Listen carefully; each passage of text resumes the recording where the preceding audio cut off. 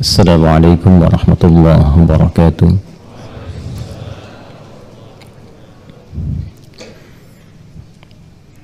Alhamdulillahi rabbil alamin. Wassalatu wassalamu ala rasulillahil karim Sayyidina Muhammadin al-amin wa ala alihi wa sahbihi wa dhurriyyatihi wa ummatihi ila yaumiddin wa ba'd. فيا أحباب الله وأحباب رسوله صلى الله عليه وسلم أوصي نفسي وإياكم بتقوى الله فقد فاز المتقون فلا تموتن إلا وأنتم مسلمون فقال تعالى يا أيها الذين آمنوا اتقوا الله حق تقاته ولا تموتن إلا وأنتم مسلمون. Saudara-saudariku jemaah sekalian, bersyukur pada Allah Subhanahu wa taala mengawali jumpa kita di subuh kali ini di permulaan bulan Dzulqa'dah 1443 Hijrah. Jadi Dzulqa'dah ya, bukan Qa'dah.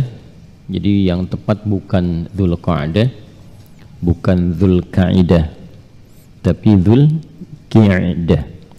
Harakatnya kasrah. Kalau qa'da ada fathah, itu artinya duduk singkat. Jadi kalau misalnya kami duduk kemudian bangun kembali, ya itu disebut qa'dah namanya, isim marrah. Tapi kalau kemudian harakatnya kasrah, itu hay'ah, menunjuk pada keadaan yang santai. Dzulqa'dah itu bulan duduk-duduk santai. Kenapa disebut bulan duduk-duduk santai? Karena biasanya penghuni sekitaran Mekah dan sekitarannya yang umumnya berniaga merantau keluar, dan nanti kebiasaan suku Quraisy bahkan diabadikan dalam Al-Quran dengan turun surah Al-Quraisy itu dengan namanya li'ilafi Quraisy ilafihim rihlatash syita was-saif. Jadi biasa musim dingin, musim panas itu ada waktu-waktu tertentu untuk merantau berdagang. Tempat yang dikunjungi itu baik itu ke arah Yaman ataupun ke Syam, Urdun sekarang, Yordania, Palestina, Syria, Libanon, atau sekitaran yang lainnya, yang biasa dikunjungi itu datang ke wilayah Mekah untuk persiapan haji. Jadi karena yang biasa dikunjungi itu datang kemudian ke wilayah Mekah, maka jumlah penduduk Mekah itu jadi bertambah dengan kedatangan orang-orang yang bersiap menunaikan haji. Itu dari sejak bulan 10. Karena itu bulan 10 disebut dengan Syawal. Kenapa disebut Syawal? Karena jumlah penduduk pada masa itu meningkat, tidak seperti biasanya, banyak para pendatang. Jadi sebelum masa Islam yang risalahnya ditebarkan oleh Rasulullah SAW, penamaan Syawal sudah ada. Akhirnya karena meningkat penduduknya disebut dengan Syawal, dan yang dikunjungi biasa datang kemudian ke situ berkumpul di bulan ke-11, karena puncaknya nanti akan masuk di bulan ke-12 untuk penunaian haji Dzulhijjah. Supaya tidak ada kepadatan di sekitaran itu, maka datang lebih awal, dan itu kebiasaannya sampai sekarang. Karena itu nanti bisa dilihat jemaah haji kita sekarang ini sudah akan mulai berangkat itu, dan dari Syawal petugas-petugas sudah berangkat, ya, supaya tidak ada kepadatan yang menyebabkan kesulitan jamaah nanti untuk mengakses ke Masyairul Haram. Nah, karena bulan ke-11 ini sudah mulai berkumpul, maka orang-orang lokal sekitaran situ memilih duduk-duduk santai, nunggu. Jadi nanti ada yang berhaji, ada yang berniaga. Jadi berniaga itu dari dulu sudah ada. Itu nanti direspon oleh Al-Quran ketika sementara orang mungkin akan bertanya hukum, bagaimana hukumnya musim haji, tidak haji tapi dagang, kan? Nanti turunlah Quran surah kedua Al-Baqarah itu ayat 198. Tadi kan dibacakan baru sampai 169 kan? Dari ayat 164 sampai 169. Nanti ayat 196 sampai 203 itu pembuka untuk ayat-ayat manasik, ya. Nah, ayat-ayat 198-nya ketika masuk nanti ke ayat itu, laisa 'alaikum junahun an tabtaghu fadlan mir rabbikum. Jadi kalaupun ada yang niat niaga, nggak dosa. Ya, dia tidak mendapatkan pahala haji, tapi juga tidak berdosa. Karena setiap perbuatan itu bergantung kepada apanya? Pada niatnya. Innamal a'malu bin niat. Jadi kalau mau haji, kalau ada yang berdagang tidak berdosa, boleh silakan berdagang, tapi tidak mendapatkan keutamaan hajinya. Ada rumus berdagang misalnya sambil dapat keutamaan. Misal yang memudahkan akses orang untuk melakukan manasik atau menguatkan fisik untuk ibadah. Misal ada yang menggratiskan sebagian dari makanan, ada yang mensupport jemaah dan sebagainya. Nah, ini karena yang ditunggu itu telah mulai datang, duduk-duduk santai, maka bulan ke-11 disebut dengan Dzulqa'dah. Bulan duduk-duduk santai menunggu orang sampai ke puncak haji. Jelas? Semoga Allah Subhanahu wa taala menerima salat subuh yang telah kita tunaikan dan bisa mengambil hikmah dari bacaan-bacaan Quran yang dibacakan untuk kita amalkan dalam kehidupan. Pesannya setidaknya ada 3 pesan penting. 1, selalu kita upayakan setiap aktivitas kehidupan itu diusahakan yang mengantarkan kita pada kedekatan terhadap Allah Subhanahu wa taala. Apapun yang kita kerjakan. Jadi idealnya insan beriman itu bahkan ditutup di akhir ayat 164 itu, ya, yang bisa memfungsikan akalnya dengan baik adalah orang-orang yang mampu bahkan menatap, melihat sekitarannya itu selalu mendekatkan diri kepada Allah Subhanahu wa taala. Baik dia melihat di aspek langit misalnya ke atas, ataupun kemudian di daratan yang dia lihat, bahkan di lautan. Artinya di setiap tempat itu Anda mau berkunjung kemanapun, mau melakukan aktivitas apapun, pesan kuat dari Al-Quran adalah cari tempat, kerjakan segala hal yang mampu membangun kedekatan kita dengan Allah Subhanahu wa taala.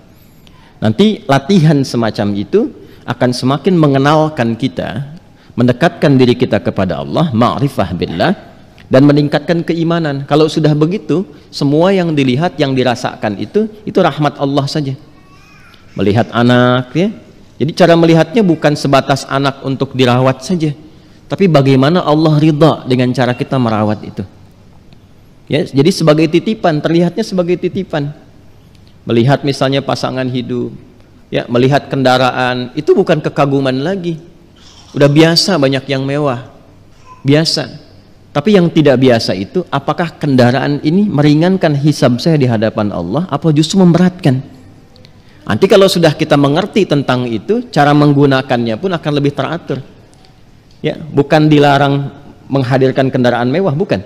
Tapi yang dimaksudkan menempatkan segala fasilitas yang Allah titipkan sesuai dengan ketentuannya. Nah, itu nanti yang dimaksudkan inna fi khalqis samawati wal ardi wa ikhtilafil laili wan nahari wal fulkil lati tajri fil bahri bima yanfa'un nas. Jadi orang-orang yang di ujung ayatnya kan la'allakum ta'qilun itu, orang-orang yang mampu mengarahkan konstruksi pemikirannya, akalnya kepada cara yang benar. Jadi ada akal yang dianggap benar oleh Allah, bukan sebatas benar berpikir dalam konteks dunia saja. Kalau yang seperti itu banyak, ya kan? Anda akan keluar dari sini bisa bedakan kan, mana sendal bagus, mana yang kurang bagus kan, ya kan? Nah, kalau akalnya masih sehat, Anda tidak pakai sendal orang lain, sekalipun mungkin itu lebih bagus dibandingkan dengan sendal Anda. Jelas kan? Nah, itu masih standar biasa, itu standar moral namanya. Jangankan insan yang beriman, yang belum beriman pun bisa merasakan itu. Itu standar moral. Karena itu fitrah, nanti ada 2 fitrah utama pada manusia. 1 fitrah kecenderungan beragama, ya. Yang kedua fitrah kecenderungan pada nilai-nilai kebaikan yang disepakati secara universal.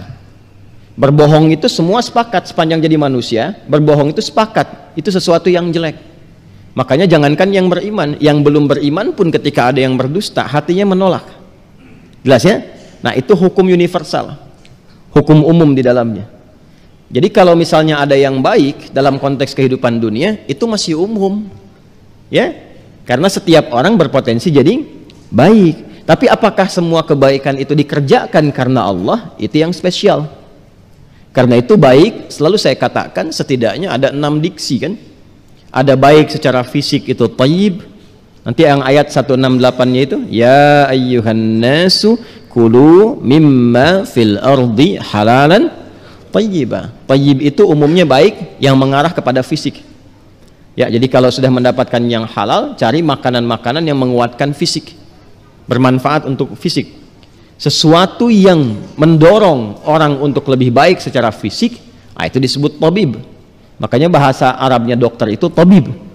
Di tabib itu bukan tukang obat asalnya, ya, asalnya dokter, ada riset, ya, ada pembelajaran dan sebagainya. Baik. Kemudian setelah itu apa? Ideal bagus fisiknya, tapi juga harus bagus sifatnya, konstruksi pemikirannya. Sifat yang baik itu disebut dengan khair namanya. Jadi idealnya fisiknya bagus, baik, pikirannya baik. Maka fisik disebut dengan thayyib, pikiran, sifat disebut dengan khair. Jika sifat itu menjadi sikap, sabar itu sifat, jujur itu sifat, rendah hati itu sifat. Jika itu kemudian diterjemahkan dalam bentuk sikap, ada yang nyogok, menolak, gitu kan? Ada yang memuncakkan amarah, dia bersabar. Nah, itu berubah dari khair menjadi ma'ruf. Karena itu seringkali khair dan ma'ruf itu berpasangan. Ya, seperti di Ali Imran ayat 104 itu. Wal takum minkum ummatun yad'una ilal khair wa ya'muruna bil ma'ruf. Jadi kalau ngajak kepada khair boleh, tapi kalau merintahkan harus ma'ruf. Artinya apa? Kerjakan dulu. Jangan memerintahkan sesuatu yang tidak dilakukan.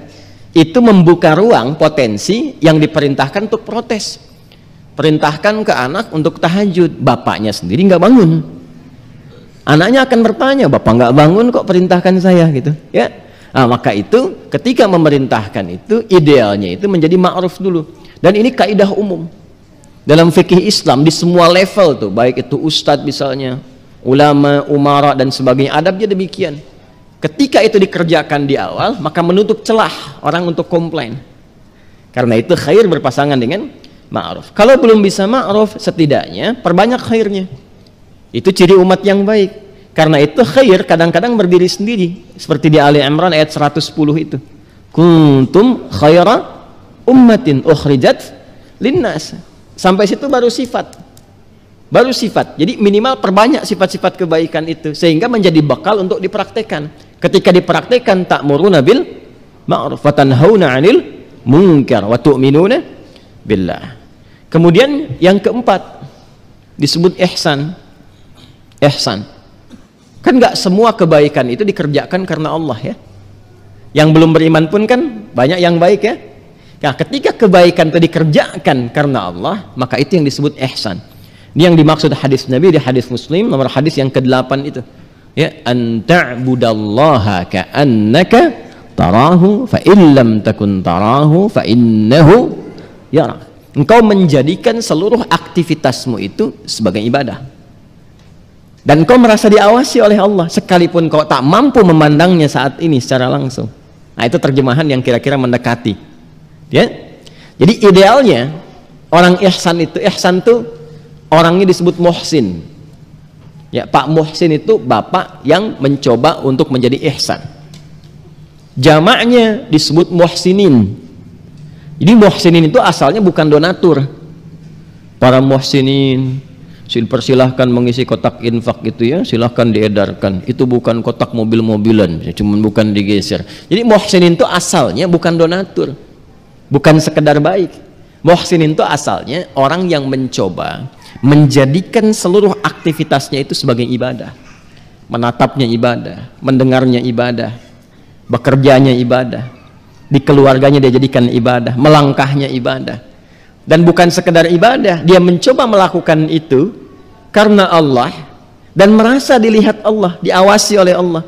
Jadi kalau orang benar-benar merasa diawasi, dia tidak akan bertutur dengan kalimat-kalimat yang tidak Allah sukai. Mustahil bisa keluar kata-kata kotor. Jadi walaupun Anda sendirian membuka handphone misalnya, itu tidak akan pernah melihat gambar-gambar, tayangan-tayangan yang tidak Allah sukai. Mustahil. Kenapa? Karena Anda merasa diawasi. Itu pembedanya, itu kelasnya ada di situ. Kan kalau Anda bekerja, walaupun Anda sendirian atau mahasiswa pelajar sedang ujian, kemudian disampaikan ada CCTV kan yang mengawasi. Kalau ada yang mencoba untuk mencontek, langsung keluar saat itu juga, atau langsung DO. Saya di Tripoli itu waktu ujian, kalau musim ujian memang tidak ada CCTV, tapi para pengawas itu matanya kadang lebih tajam daripada elang. Rekornya 100%. Setiap ada yang mencoba mencontek dan berlaku, itu dibiarkan aja dulu, dibiarkan sampai selesai ujiannya. Nanti setelah ujian 1 jam 2 jam setelah itu tiba-tiba ada panggilan. Panggilannya itu bukan sekedar ke kantor, tapi cabang imigrasi yang ada di kampus. Anda tadi ketahuan nyontek, buktinya ini, sudah siapkan koper Anda, diberi waktu 1 jam dari sekarang, tiket Anda sudah siap nih, sekarang pulang, tiket, paspor semua ditulis di sini, dan keterangan kampusnya nyontek, nggak boleh balik lagi ke sini. Gitu. Ya, nah ini kalau diberitahu ada yang demikian, makin serius kan? Ya, nah Allah itu sudah mengabari melalui Nabi Shallallahu Alaihi Wasallam dan diviralkan sampai ke kita. Idealnya insan yang muhsin itu kan tahapannya beda ya, muslim, mukmin, muttaqin, muhsinin. Tuh. Dan nanti keutamaannya beda-beda.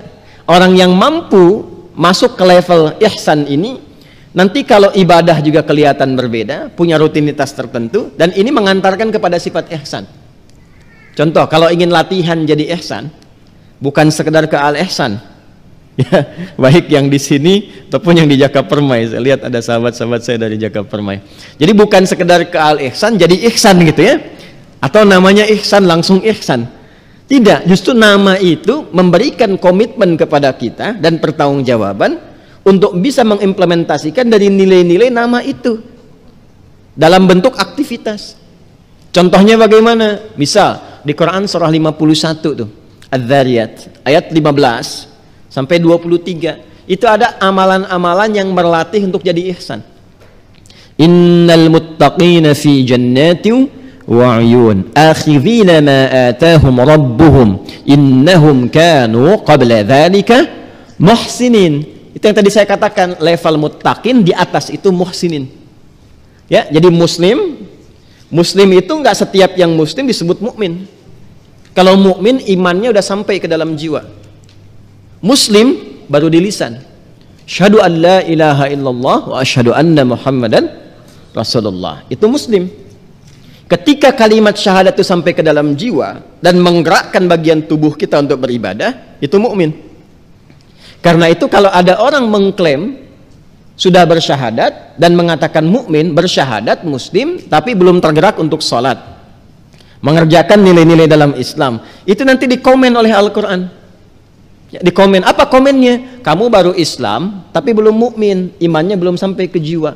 Itu ada di Quran surah ke-49 ayat 14. Qalatil a'rabu amanna qul lam tu'minu walakin qulu aslamna walamma yadkhulul imanu fi qulubikum.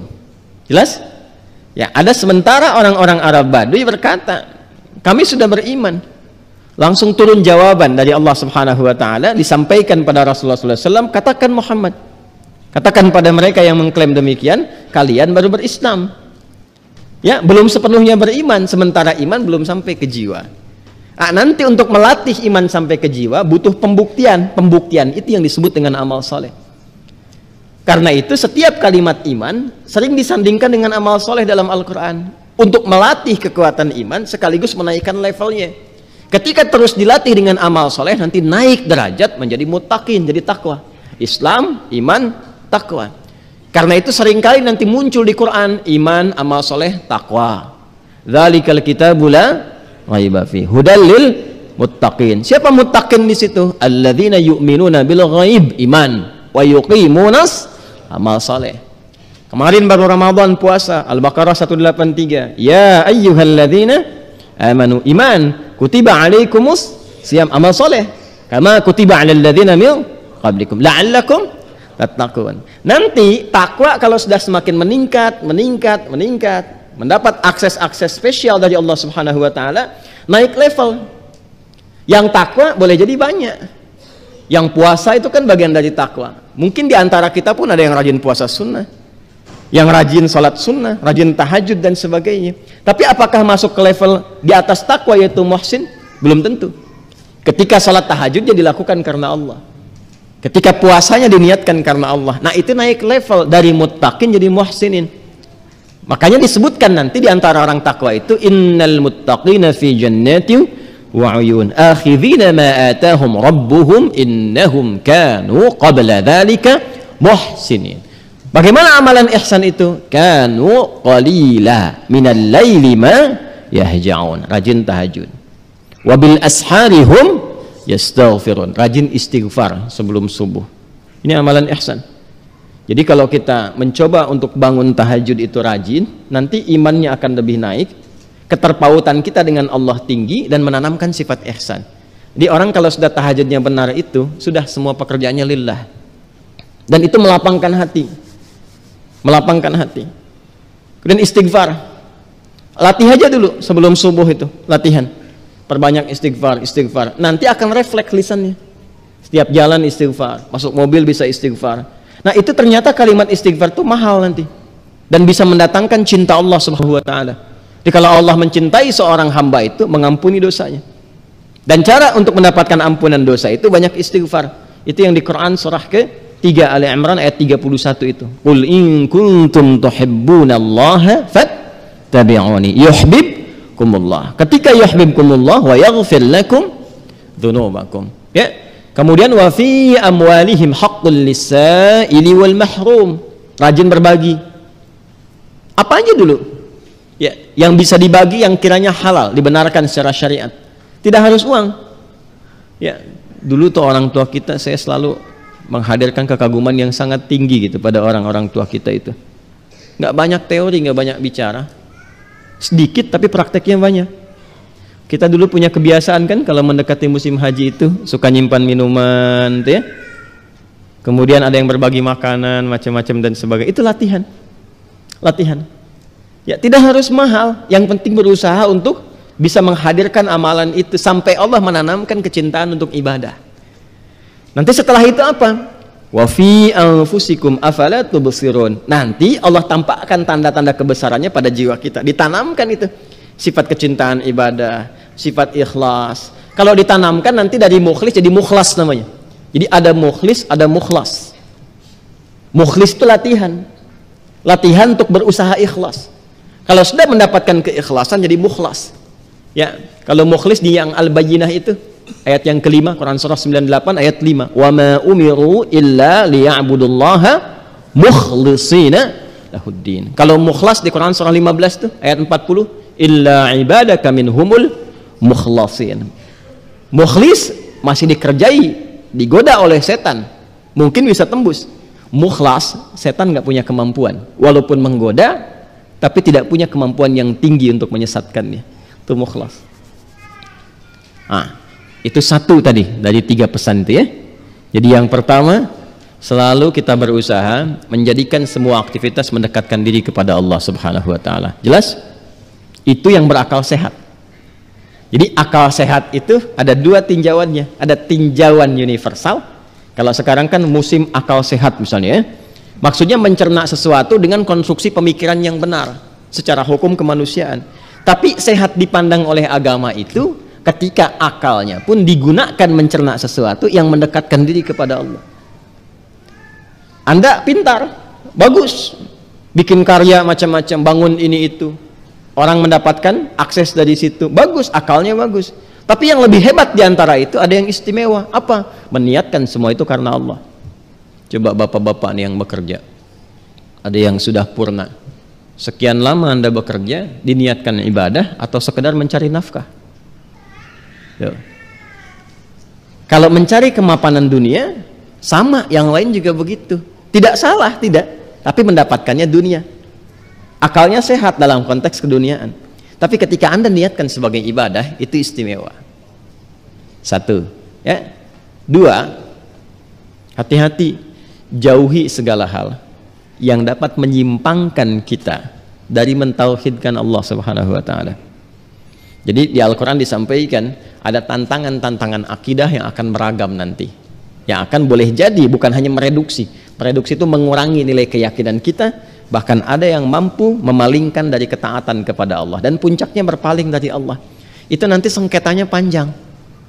Bukan cuma di dunia gelisah, sampai ke akhirat bahkan bisa berselisih dengan setan. Ya, awas tuh. Itu nanti di ayat 165 sampai dengan 167-nya. Wa minan nasi may yattakhidhu min dunillahi andadan yuhibbunahum kahubbillah walladzina amanu asyaddu hubban lillah. Ada di antara segelintir manusia itu nanti yang melakukan aktivitas-aktivitas yang bertentangan dengan hukum-hukum Allah. Bahkan tega, ya, menghadirkan rasa cintanya itu pada perbuatan yang tidak Allah sukai. Jadi lebih senang berbuat maksiat dibandingkan dengan taat. Dan itu sifatnya umum. Kalau umum artinya di setiap pergantian generasi akan ada yang demikian. Ya, maaf, sholat Jumat hukumnya apa? Wajib ain kan? Ain itu maksudnya untuk pribadi. Ada kifayah, ada ain.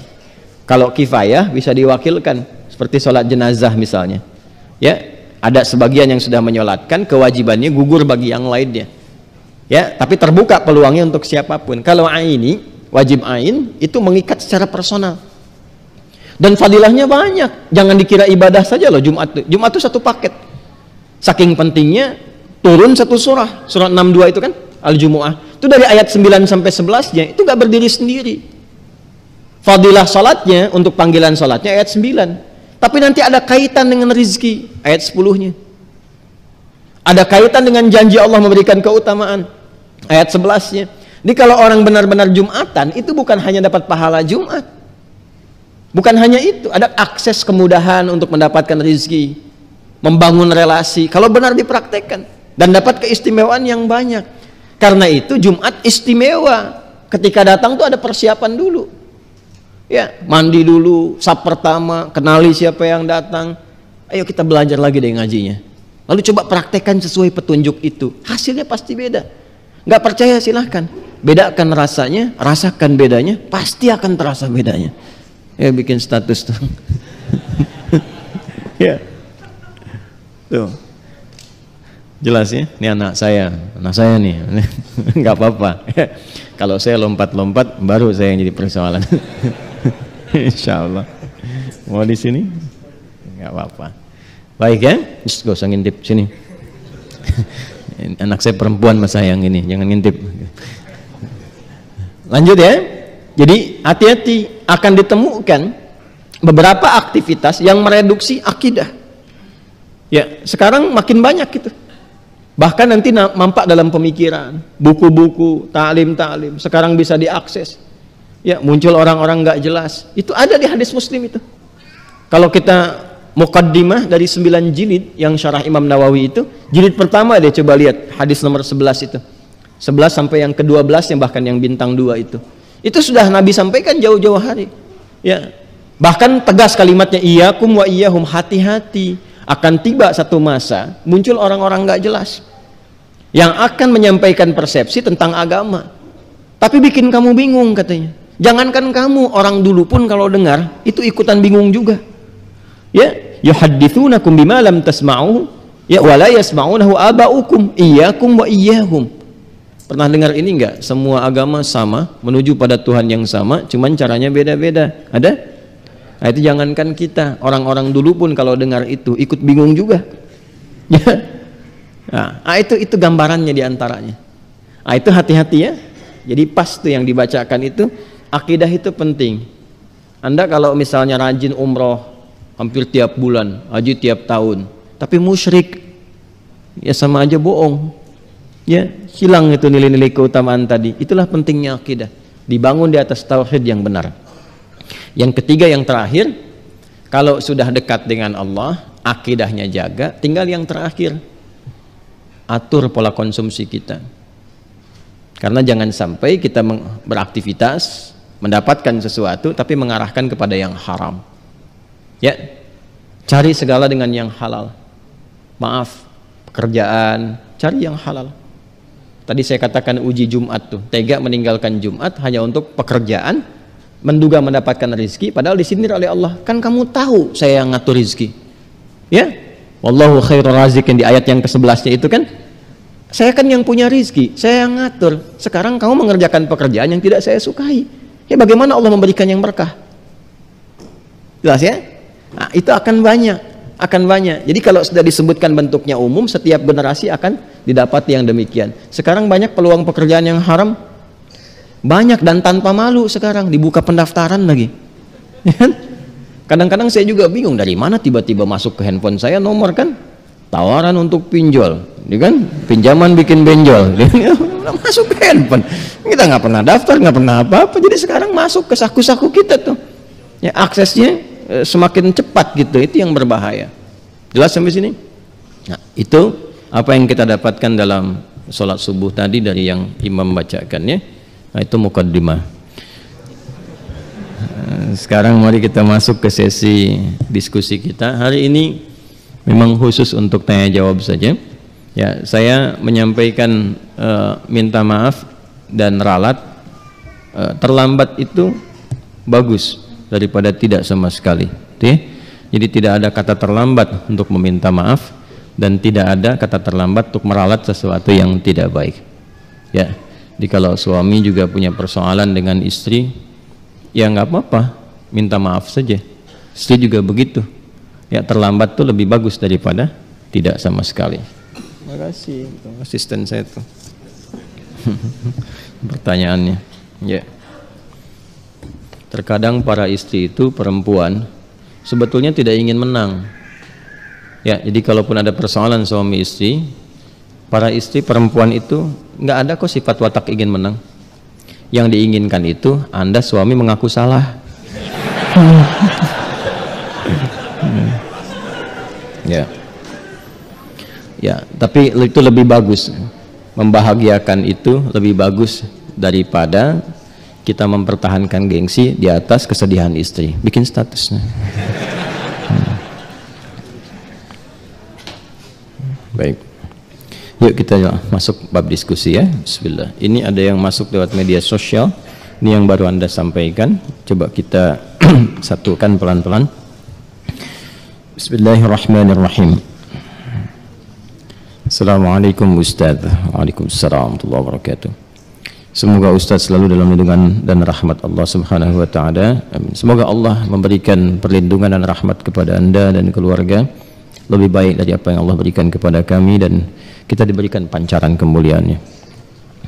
Ustaz, sebelumnya saya minta tolong penjelasan tentang menikah dengan sepupu. Apa di dalam Islam diperbolehkan? Kalau memang dibolehkan, saya mohon penjelasannya Ustaz. Karena saya ada berhubungan dengan sepupu. Kebetulan ayah saya dan ayahnya adik dan ayahnya adik kakak. Kenapa kebetulan? Ya emang adik kakak kan, bukan kebetulan ya. Ya, kebetulan ayah saya dengan ayahnya adik kakak. Ayah saya yang paling tua. Dan kami berdua ingin menikah tapi terhalang restu orang tua. Karena mereka menikahi sepupu, karena kata mereka menikahi sepupu itu tidak boleh karena masih satu bapak. Kami sudah memberikan penjelasan kepada orang tua tapi orang tua masih kekeh dengan pendapatnya. Kami hanya ingin halal agar kami terhindar dari maksiat. Kami mohon kepada Ustadz untuk memberikan penjelasan tentang hukum menikahi sepupu. Dan kalau boleh kami minta tolong divideokan ya Ustadz. Agar orang tua kami bisa memahaminya dan memberikan restu kepada kami. Sebelumnya terima kasih banyak ya Ustaz. Syukran, jazakallah. Anda memindahkan beban hidup Anda kepada saya. Tidak apa-apa, ini biasa. Ya, mau dijawab? Yuk kita pakai Quran aja dulu jawabnya. Buka Quran surah ke 33 Al-Ahzab ayat 50. Quran surah 33 ayat 50. Tolong diambilkan kursi satu lagi. Biar duduk. Kursi satu lagi. Minta kursi. Ada? Kita langsung aja ya supaya nggak terlalu panjang hukum pernikahan dengan sepupu. Ada sepupu, ada keponakan, beda ya. Baik. Ini kan kasusnya begini. Ada adik kakak, ya. Kemudian masing-masing punya anak, kan? Anaknya ini saling punya rasa, ya, saling mencintai. Baik ya? Masih ingat yang pernah saya sampaikan? Bukan 2 tahun lalu, kemarin malam Jumat, ya. Baik ya? Dan rasa ini ingin disalurkan dalam bentuk yang halal untuk pernikahan. Menikahi yang yang dicintai, menikahi yang dicintai itu harapan. Tapi mencintai yang dinikahi itu kewajiban. Jelas? Baik ya? Nah, sekarang ada harapan enggak untuk menikahi yang dicintai itu? Dia punya rasa cinta antara sepupu ini, ya, anak dengan anak, maka boleh enggak hukum nikahnya? Yuk kita lihat di Quran ya, surah ke-33 ayat 50. Ada ayatnya? Dibaca.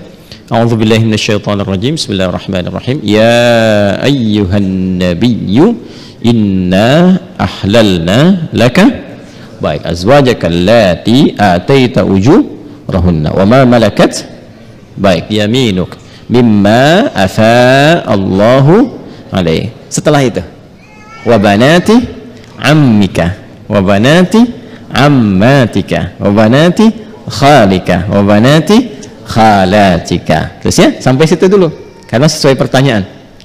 Baik kan? Wa mar'atan mu'minatan in wahabat nafsaha lin nabi ya. Nah, itu nanti diteruskan ayatnya kemudian. Yuk kita lihat. Saya berdiri sebentar untuk menggambarkan dulu ya sejenak. Wahai Nabi sallallahu alaihi wasallam, dengan keagunganku kata Allah, dihalalkan bagimu untuk menikahi perempuan-perempuan yang kualifikasinya dibenarkan secara agama. Terus ya, sepanjang engkau siapkan pula ya mahar yang engkau siapkan, kemudian juga dibolehkan dengan kualifikasi-kualifikasi tertentu. Jadi dalam pernikahan itu ada yang tidak diperkenankan menikah, ada yang dibolehkan menikah. Nanti yang tidak diperkenankan diantaranya di ayat ke-23 surah keempat itu, surah An-Nisa ayat 23. Ayo yang jomblo fisabilillah tuh dituliskan dulu itu ya. Ada berapa kualifikasi itu, nanti kalau cari-cari jodoh jangan memaksa pada yang itu ya, itu yang tidak boleh. Hurrimat alaikum ummahatukum, ibumu nggak boleh ya kan, kemudian juga saudarimu nggak boleh ya kan. Nanti ada kualifikasinya sampai dengan yang ke bawahnya ya, atau kurang lebih ada 11 yang disebutkan di situ. Itu yang tidak diperkenankan. Nanti ayat 12-nya sebagai tambahan. Jadi yang ayat 23 itu yang disebut dengan mahram. Ayat 24-nya istri orang. Jadi kalau sudah jadi istri orang jangan dipaksa, ya. Paham? Baik, termasuk nanti ada hadis sahih di Al-Bukhari dan Muslim, hati-hati bergaul juga dengan ipar. Ya, karena itu bisa menanamkan panah-panah setan, ya, menghadirkan dalam jiwa itu benih-benih seperti rasa suka. Itu hati-hati, bisa jadi pengantarnya curhat ya, lama-lama hilang gitu. Nah, itu yang dipersoalan ya. Saya tidak ingin lompat terlalu jauh, kita kembalikan. Nah, itu yang dilarang, yang tidak diperkenankan. Yang boleh siapa saja dari jalur kekerabatan ya. Di An-Nisa ayat 23, ibu nggak boleh, bibi nggak boleh gitu kan. Bibi kemudian baik itu dari pihak ibu ataupun dari pihak ayah ya. Kemudian saudari nggak boleh, sepersusuan nggak boleh gitu kan. Menantu nggak boleh ya. Kemudian nanti ada anak-anak bawaan juga dari istri yang dinikahi, itu nggak boleh. Menyatukan ya adik kakak itu nggak boleh. Baik istri orang itu nggak boleh. Di luar itu yang boleh apa ya? Di luar itu yang boleh apa? Teruskan. Satu, kalau dari jalur kekerabatan yang paling dekat, anak paman. Baik ya. Obanati ammika, anak paman berarti sepupu kan, ya kan?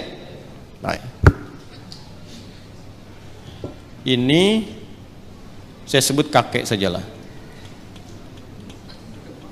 ya. Kakek punya anak kan ya. Ini A, ini B. Ini anaknya laki-laki, ini laki-laki juga. Oke? Sudah. Ini ayah lah ya, untuk memudahkan. Ini bapak.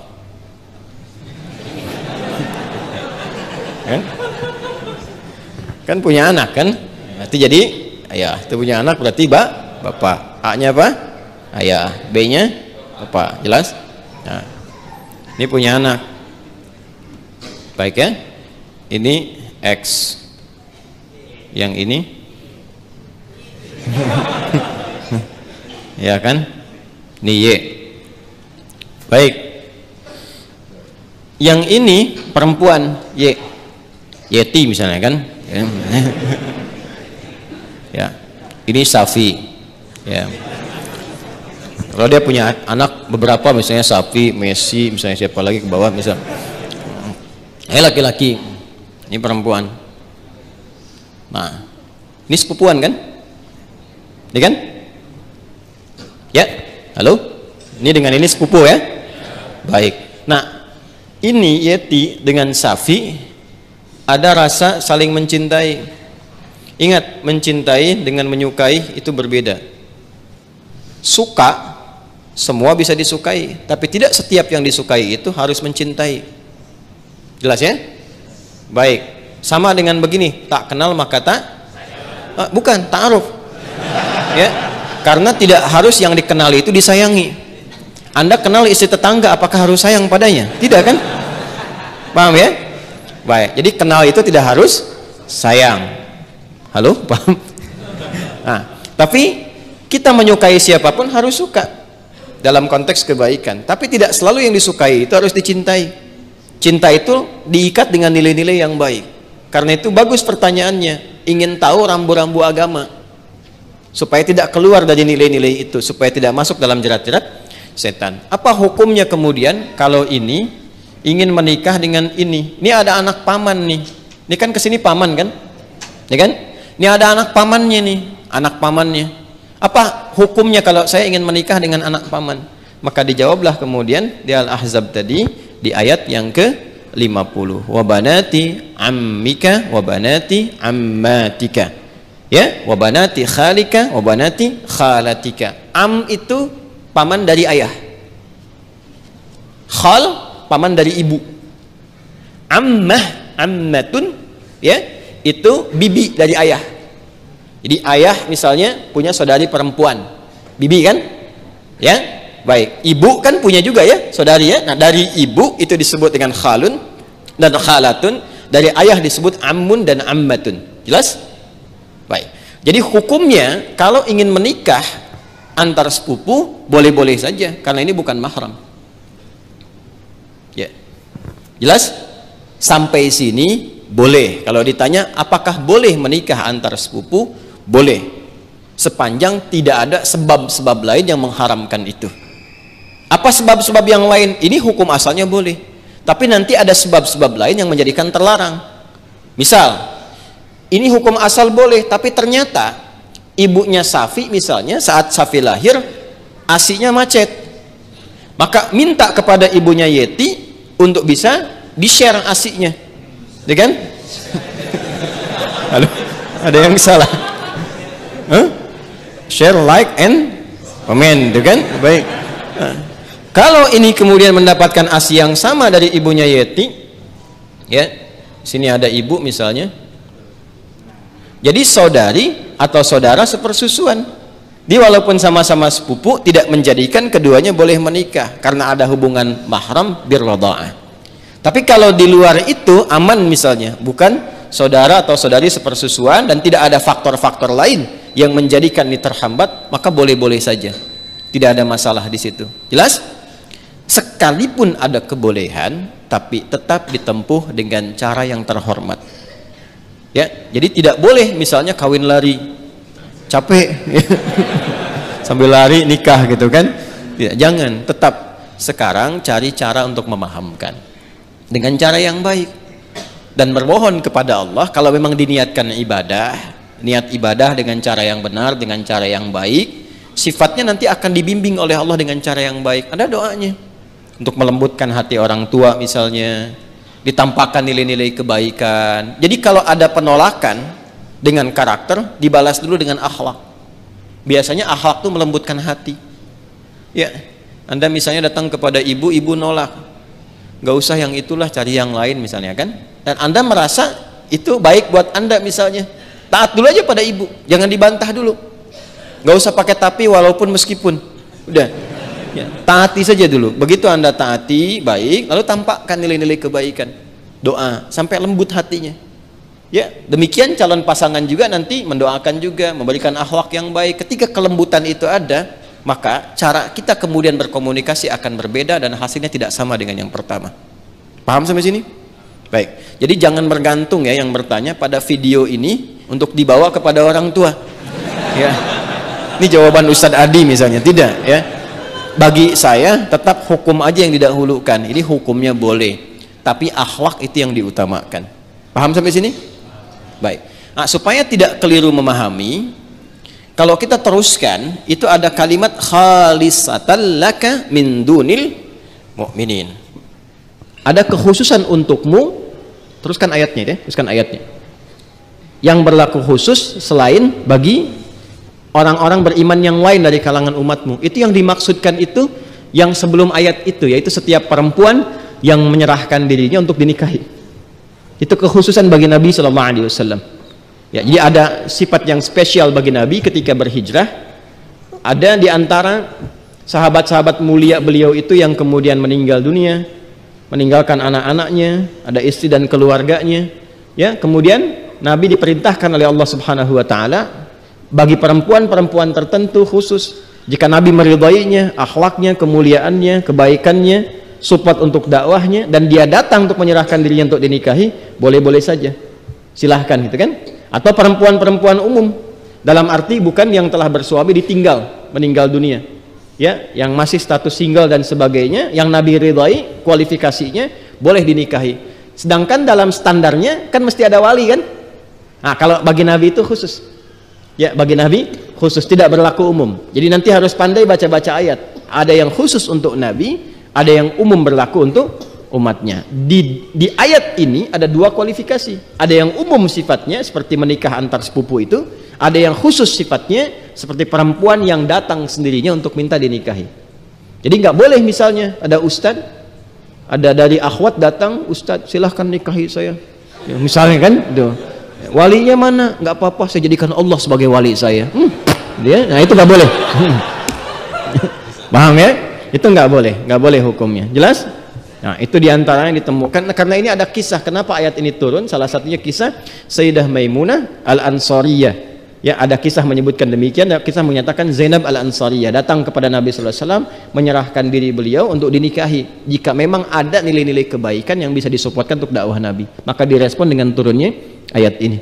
Itu yang disebutkan oleh Imam Ibnu Jarir At-Tabari dalam tafsirnya ya, tafsir At-Tabari atau Jami' Al-Quran di jilid yang ke-12 halaman 29. Insyaallah betul ya, insyaallah betul. Cek aja nanti kalau nggak percaya. Bismillah, saya pindah ke sini ya.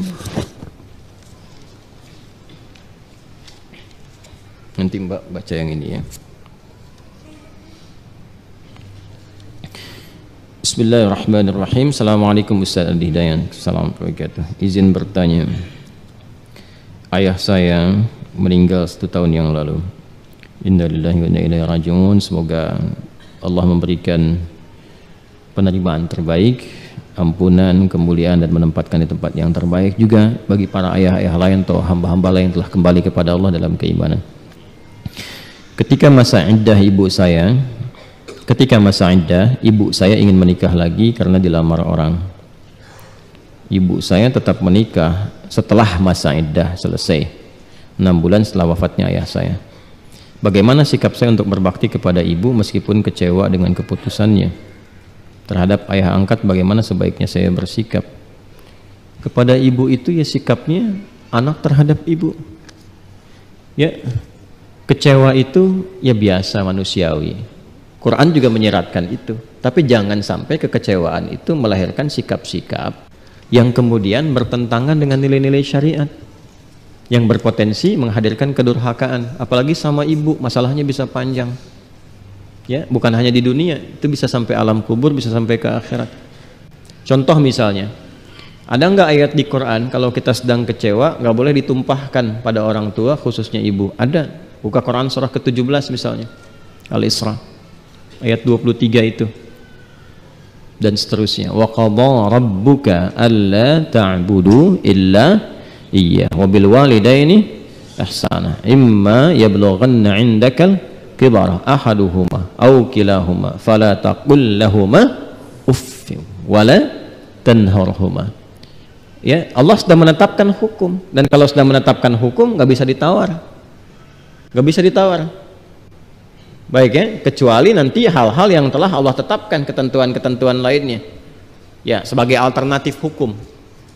Hikmahnya banyak nanti. Dan diantara ketetapan itu, selain penyembahan mutlak hanya kepadanya, juga berbakti kepada kedua orang tua. Dan bakti kepada kedua orang tua itu diikat dengan sifat ihsan. Jadi diantara amalan langsung di dalam Quran yang disifati dengan sifat ihsan itu bakti pada orang tua. Itu ayatnya cukup banyak itu.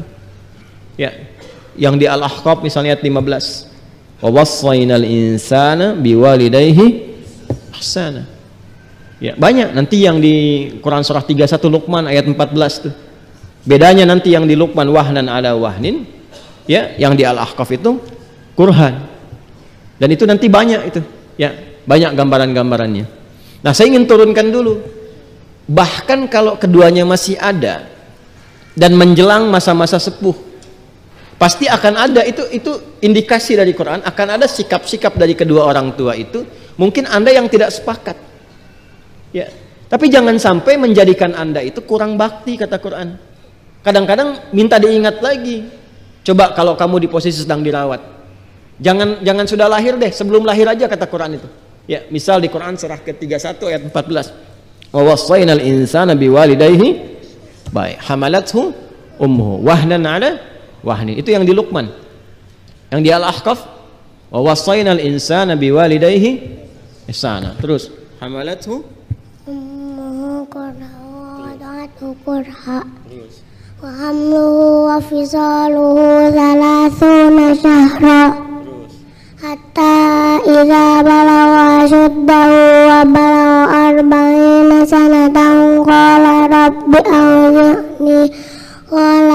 awzi'ni an ashkura ni'mataka allati an'amta 'alayya wa 'ala walidayya wa an a'mala salihan tardahu wa aslih li fi dzurriyyati inni tubtu ilaika wa inni minal muslimin. Surat apa? Al-Ahqaf. Nah, posisinya kanan kiri.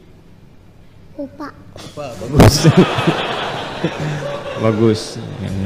Jangan terlalu detail ya. Baik. Jadi ke orang tua itu, kata Quran, kalau ada yang kurang berkenan, ingat kamu deh. Ini Allah yang nyampaikan. Semasa dikandung, jangan dulu lahir. Bagaimana beratnya mengandung itu? Jadi di Luqman ayat 14 disebut wahnan ala wahnin. Ya, wahnan ala wahnin itu sesuatu beban yang sangat luar biasa, sampai mohon maaf ya, sampai yang merasakan di satu titik, tapi dampaknya bisa ke semua titik. Ya, Anda pernah olahraga angkat beban kan? Angkat beban itu kan yang diangkat itu di pundak, tapi kan tumpuannya ke semua ya. Nah, itu diilustrasikan begitu. Ketika seorang perempuan mengandung, itu rasanya bisa kemana-mana. Dan kadang-kadang nggak nyaman. Tapi dalam situasi nggak nyaman pun nggak bisa disimpan dulu misalnya. Ya, nih mama mau masak sebentar ya, ada istirahat dulu, nggak bisa. Itu 9 bulan 10 hari kurang lebih dibawa dan seterusnya. Dan ada rasa-rasa tidak nyaman pun ditahan. Miring kanan nggak sulit, kiri juga susah dalam tidur, ya, dan seterusnya. Nah, situasi itu dibawa kepada kita anaknya untuk berpikir. Jadi kalau kamu mau marah, kamu mikir dulu. Kalau mau berkata pun mikir dulu, apalagi harus sampai membentak, berkata yang kasar. Ya, karena ibumu pun saat mengandung kamu itu normalnya nggak pernah bentak-bentak kamu. Ya, apa sih nendang-nendang dulu, misalnya kan begitu kan? Sudah kerasa nih nendang-nendang, malah yang keluar kan kalimat-kalimat yang halus. Ya. Yang paling dahsyat tuh begini, bahkan ketika engkau sukses pun dan orang tua kadang nggak minta, kamu mungkin nggak sadar saham kamu itu mungkin cuma 30%, 70%-nya itu ya bapak ibu kamu. Makanya ketika kamu sukses, bahkan usia 40 tahun sudah sukses, dapat ini dapat itu, kamu jangan lupakan mungkin saham terbesar kesuksesan kamu itu, itulah doa ibu kamu yang menangis setiap pertengahan malam. Itu keberkahan bapak kamu tuh, yang walaupun cuma menggarap sawah, kebun, serabutan kerjanya, tapi halal. Itu yang dipakai untuk menjadi pondasi kamu sampai sukses kuliah, sampai keluar ngayu beca, ya keringatnya keluar, sampai kamu sukses, kamu dibanggakan orang, kamu diviralkan, IPK 4 sekian, pekerjaan mudah, aksesnya hebat dan sebagainya. Itu dapatnya semua itu, saham terbesarnya itu bapak ibu kamu. Makanya kalau ada orang yang merasa sukses, jangan dinisbatkan pada dirinya sendiri dulu. Kata Quran itu, hal pertama yang engkau harus lakukan, syukuri nikmat itu dengan mendoakan kedua orang tuamu. Kalau belum bisa ngasih sesuatu, minimal doain yang baik. Qala rabbi auzi'ni an ashkura ni'mataka allati an'amta alayya wa ala walidayya. Itu disatukan tuh. Ya, karena itu mohon izin, kecewa, tidak nyaman itu biasa. Itu biasa. Tapi jangan sampai kekecewaan itu menghilangkan sifat kasih dan sayang yang sudah tertanam bahkan sejak di alam rahim. Jelas ya? Jangan sampai ada satu nila setitik menghancurkan susu sebelangga. Ya, itu kan peribahasanya. Jangan sampai kemudian ada sikap 1-2 saja yang menghilangkan. Kadang-kadang gini, tidak hanya anak dengan orang tua, hubungan suami istri juga begitu. Dengan teman-teman sahabat juga begitu. Masa karena persoalan yang terjadi dalam 5 menit Anda lupa punya hubungan 50 tahun? Apa selama 50 tahun itu semuanya jelek semua? Apa Anda bersahabat selama 5 tahun itu nggak ada senang, yang nggak ada baik, yang nggak ada berbaginya, sampai hilang kemudian hanya karena persoalan 5 menit? Kalau melanggar syariat baru diluruskan. Itu pun dengan cara yang halus. Nah, ini yang dilakukan sudah tepat, misalnya nggak ada persoalan. Persoalan Anda tidak sepakat misalnya dengan pasangan yang dinikahi atau menikahi ibu Anda, maka itu akan melalui proses. Karena kalau sudah Allah tetapkan, pasti ada hikmah di dalamnya. Maka dari situ yang terakhir, Quran surah kedua Al-Baqarah ayat 216. Kutiba alaikumul qitalu wa huwa kurhul lakum wa asa an takrahu syai'an wa huwa khairul lakum wa asa an tuhibbu syai'an wa huwa syarrul lakum wallahu ya'lamu wa antum la ta'lamun. Diwajibkan bagi engkau memerangi perasaan dirimu. Ya, dalam konteks ini, ayo arahkan kepada berpikir yang positif. Karena Allah sudah menetapkan sesuatu. Boleh jadi yang kamu rasakan kurang disukai itu, kecewa dan ungkapan lainnya, di balik itu ada hikmah besar yang belum kau sadari. Ada kebaikan bahkan untukmu. Dan di balik yang ideal yang kau harapkan itu tersimpan sesuatu yang kau tidak tahu, mungkin membahayakan untuk kehidupanmu. Apa logikanya? Allah tahu masa depan, kamu hanya berpikir yang sekarang. Karena itu kalau Anda tanyakan bagaimana terhadap ayah angkat, ya, bagaimana saya sebaiknya bersikap? Mungkin bukan ayah angkat di sini ya, tapi lebih kepada ayah yang telah menikahi ibu. Bagaimana sikapnya? Ya, sikapnya berbakti. Seperti bakti Anda kepada ibu, berbakti kepada ayah. Karena dengan menikahi ibu Anda itu sudah ada hubungan mahram di antara keduanya. Jelas ya? Baik. Wallahu ta'ala a'lam bissawab, dan kita mendoakan semoga kehidupan keluarga besar beliau insyaallah diberikan keberkahan oleh Allah Subhanahu wa taala, diberikan rahmat dan kebaikan. Jangan melampaui tugas-tugas yang Allah berikan kepada kita. Ikuti aja dulu tugasnya. Ya, ikuti tugasnya, nanti Allah berikan hikmahnya. Kita ditugaskan untuk berbakti, berbakti saja dulu. Berbakti, lakukan yang terbaik, jaga nilai-nilai syariat, nanti Allah akan tanamkan dan curahkan keberkahan kepada kita yang mungkin kita rasakan kemudian hari. Jelas ya? Kadang-kadang kebaikan itu justru muncul dari sesuatu yang pahit sifatnya. Ya, bukankah jamu itu pahit? Tapi hasilnya baik kan? Bukankah ujian itu kadang-kadang getir? Tapi pahalanya banyak kan? Maka ketika Anda sedang mengalami persoalan yang rumit, yakinkan Allah sedang mengangkat derajat dan di situ ada pahala yang melimpah. Itu ada di Quran surah kedua Al-Baqarah ayat 214 konsepnya. Ya. Assalamualaikum. Titik. Waalaikumsalam warahmatullahi wabarakatuh. Betul, titik. Izin bertanya Ustaz. Baik. lebih baik mana sholat di masjid yang jauh dengan banyak jamaah dibanding masjid yang dekat tidak ada jamaah? Masjid gak ada jamaah ya. Di sisi lain ada keinginan untuk memakmurkan masjid yang dekat.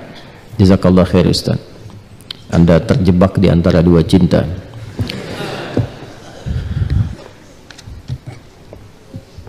Sebetulnya bertanya dan sudah dijawab, tapi harus saya detilkan secara fikih. Disebut jamaah, batas minimalnya 2 orang. Ingat itu ya. Jadi kalau tidak ada jamaah, saya agak curiga di masjid itu.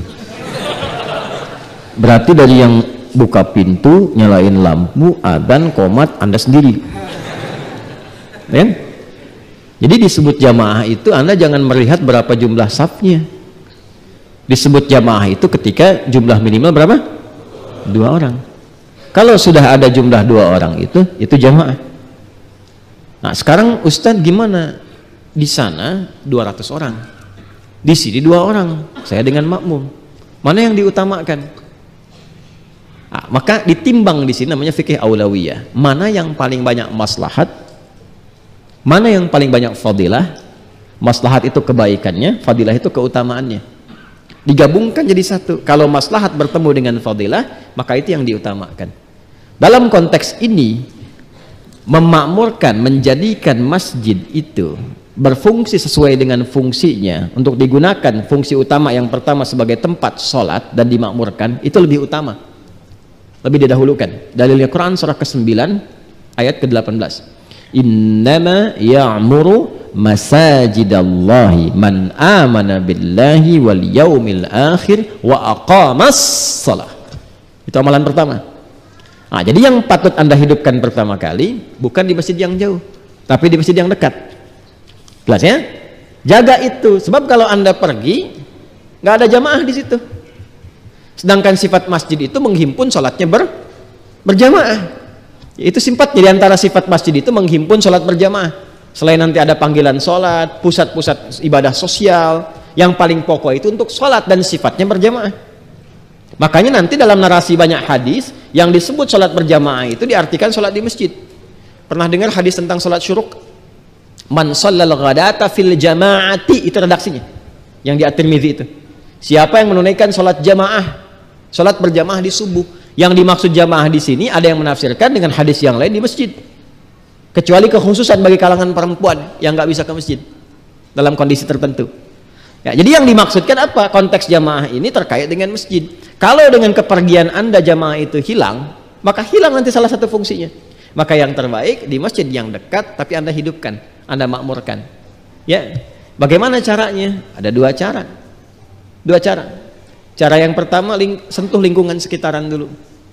Seperti yang pernah saya sampaikan dulu, ya kan? Minimal 2 tahun lalu kan pernah saya sampaikan, ya. Ajak dengan teman yang di masjid, kunjungi tetangga yang muslim. Kan sekarang kayak hari Sabtu, hari Ahad kan libur kan? Hari Jumat Anda beli buah dulu, ya kan? Nanti selepas sholat subuh, kunjungi tetangga Anda. Assalamualaikum, Pak Haji, gitu kan? Saya belum haji, nggak apa-apa, saya doain mudah-mudahan bisa haji, gitu kan? Nah, kan kalau Pak Umroh nggak bisa disebut Pak Haji kan bisa ya. Duduk ngobrol. Alhamdulillah ini ada buah Pak. Oh kok saya kan nggak sakit. Justru itu saya kira Bapak sakit. Saya nggak lihat di masjid. Ini saya udah siapin buah, gitu kan? Insya Allah tuh duhurnya ke masjid. Duhurnya ke masjid. Ya. Kalau nggak datang lagi hari itu, besok datang lagi. Ya, assalamualaikum Pak, gitu kan? Bawa buah lagi ya katanya. Alhamdulillah. Ya, saya pikir Bapak keselak dari buah yang kemarin gitu kan, datang lagi. Itu insya Allah akan datang. Ya, terus doakan, minta Allah lembutkan hatinya. Dakwahnya pelan-pelan dengan kelembutan, berbagi sesuatu. Anda tidak harus bilang ke masjid kok. Anda sedekah, berbagi. Alhamdulillah Pak, ini ada masak sesuatu, silahkan. Oh terima kasih banyak, alhamdulillah Pak, moga sehat-sehat ya. Insya Allah ketemu Pak di masjid nanti ya, gitu aja. Gak harus Anda bilang kata-kata yang tidak baik, keras dan sebagainya. Bapak gimana sih tetangga masjid gak ke masjid? Haram Pak hukumnya. Jangan apa? Bisa repot tuh. Paham?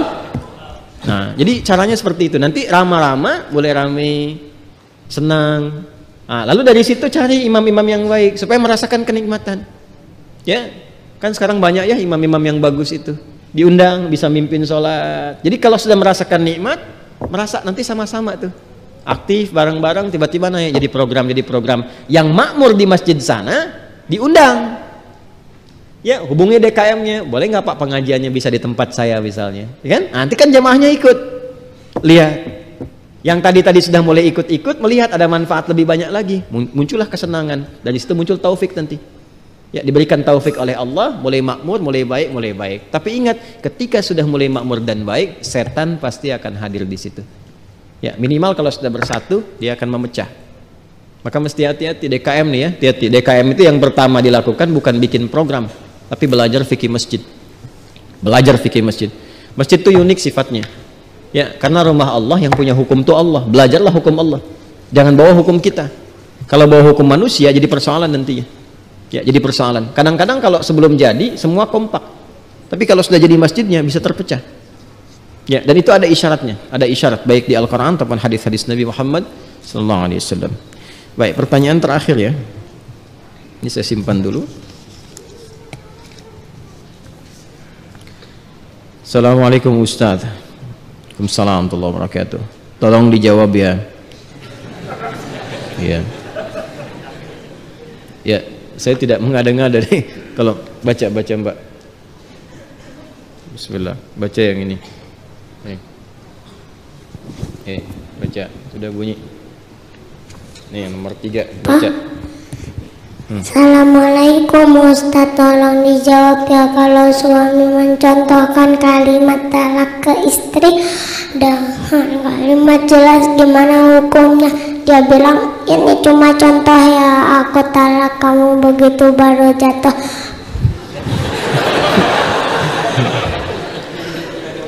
Lalu tiba-tiba datanglah Khalid kemudian bertanya.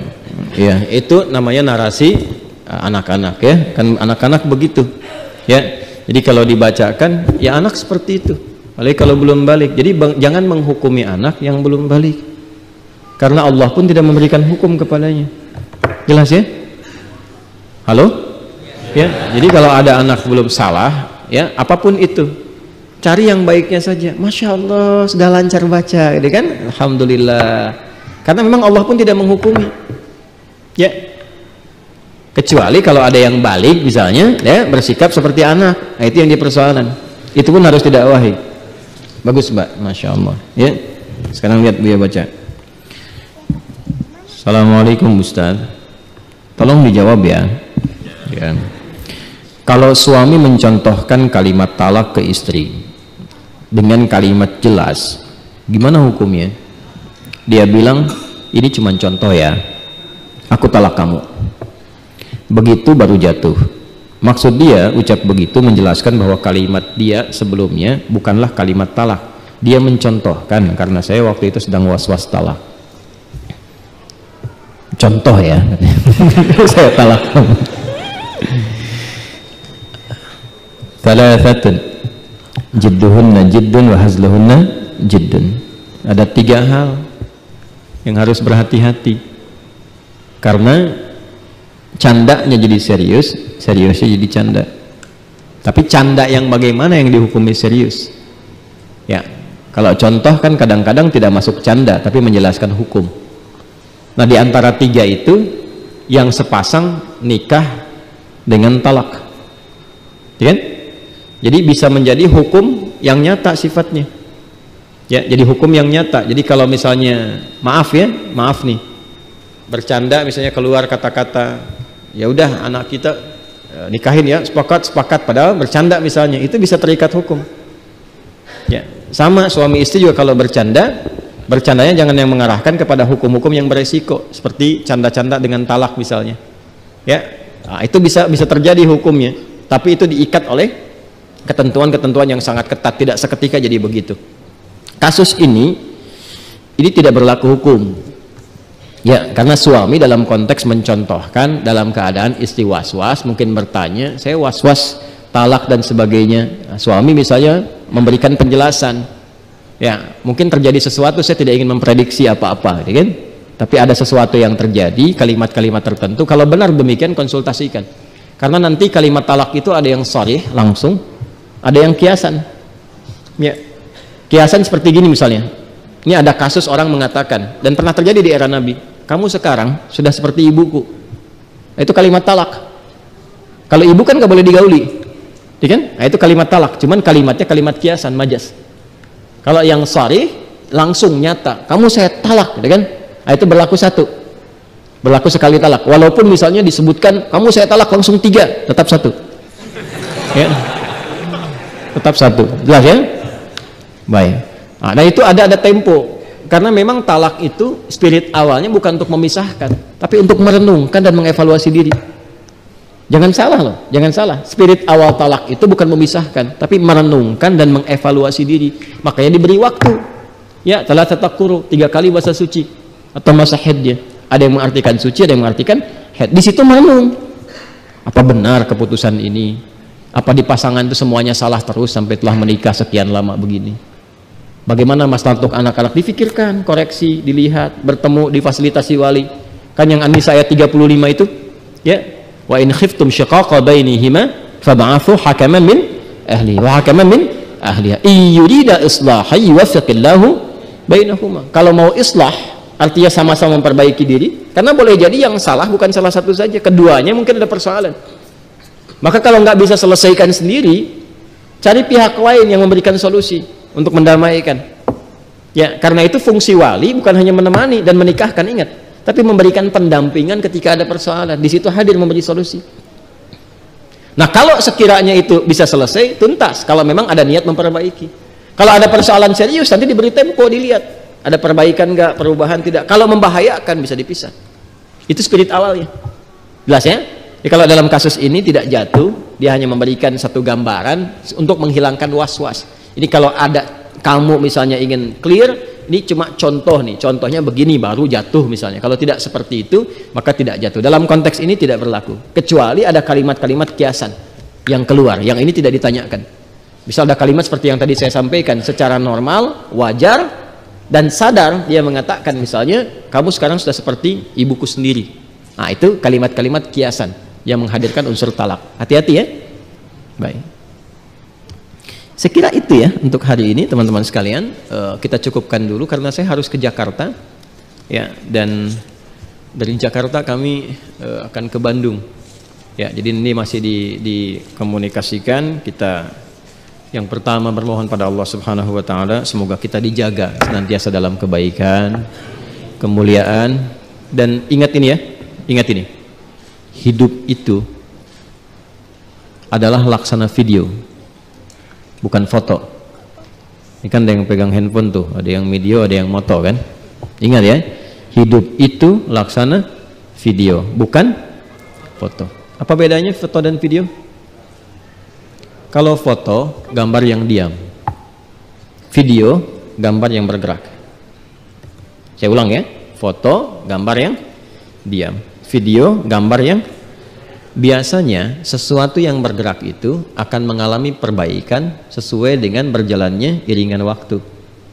Makanya kan foto itu kalau jadi video sepanjang beriring waktu kan kita belajar ya, lebih baik, lebih baik, lebih baik, dan sifatnya nggak statis. Sedangkan foto diam, walaupun bisa diedit tapi tetap dengan satu gambar yang sama. Yang jadi persoalan seringkali kita memosisikan hidup itu sebagai foto, bukan sebagai video.